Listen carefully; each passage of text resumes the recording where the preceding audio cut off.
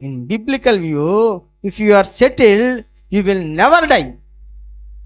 Bible పరిభాషలో నువ్వు స్థిరత్వం సంపాదించుకుంటే నీకెప్పటికీ మరణం ఉండదు, నీకెప్పటికీ ధనహీనత ఉండదు, నీకెప్పటికీ వస్త్రహీనత ఉండదు. ఎందుకంటే నువ్వు స్థిరపడేది భూమి మీద కాదు, నువ్వు స్థిరపడబోయేది అక్కడ పరలోకంలో. పౌలు భక్తుడు కూడా ఒక ఆకాశానికి వెళ్ళాడంట. ఎన్నో ఆకాశం? కొరింథీ 2:12 క్రీస్తునందున్న ఒక మనుష్యుని ఎరుగుదును. ఆయన పౌలు గురించి మాట్లాడుకుంటూ అంటున్నాడు. 14 సంవత్సరాల క్రిందట 3వ ఆకాశమునకు కొనిపోబడెను. ఏ ఆకాశం? మనిషికి దేవుడు 3వ ఆకాశాన్ని చూసే పర్మిషన్ కూడా ఇచ్చాడు. ఎలా పోయాడో తెలియదంట ఆయనకి. అతడు శరీరముతో కొనుపోబడిన ఎరుగను, శరీరము లేక కొనుపోబడిన ఎరుగను, అది దేవునికే తెలియను. 3వ ఆకాశం అక్కడ ఉంది. మధ్యాకాశం అంటే ఇదే. ఈ 3వ ఆకాశంలోనే మనం అందరం రేపు ఉండబోయేది, అక్కడే మనం స్థిరపరచబడబోయేది అక్కడే.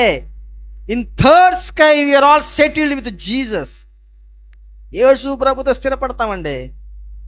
గమనించండి, బతికిన మనము స్థిరపడకపోతే భూమి మీద ఎలాగైతే బాధపడతామో, బాధపడమా? వాడు అంతా బాగుంది కానీ ఇంకా సెటిల్ కాలేదండి. అబ్బాయి చదువుకున్నాడు కానీ ఇంకా ఎక్కడ, అమ్మాయి చదివింది కానీ ఎక్కడ సెటిల్ అవ్వదు. వాళ్ళ బాధ, మంచిగా సెటిల్, ఇంకా బాగా కరెక్ట్గా స్థిరపడలేదయ్యా, బాధపడుతుంటాడు. ప్రభువు కూడా మన విషయంలో ఒకవేళ సెటిల్ అవ్వలేదని బాధపడుతున్నాడేమో. But we have no sufficient time. ప్రభు వచ్చే లోపల స్థిరపడకపోతే, సెటిల్ అవ్వకపోతే ఒక ప్లేస్లో సెటిల్ అవుతాం. ఎక్కడది? ఘోరాతి ఘోరమైన అగ్ని కుండం. అక్కడికి వెళ్ళి సెటిల్ అయితే నిన్ను బయటికి తెచ్చే నాదుడు లేడు. ప్రభువు పరిశుద్ధతలో స్థిరపడ్డాడు, నేను పరిశుద్ధతలో స్థిరపడతాను. పరిశుద్ధులు పరిచర్యలో స్థిరపడ్డారు, నేను కూడా పరిచర్యలో స్థిరపడతాను. ప్రభువు పిల్లలు ప్రభు కోసం స్థిరపడ్డారు, నేను కూడా ప్రభు కొరకు. స్థిరత్వం ఉందా?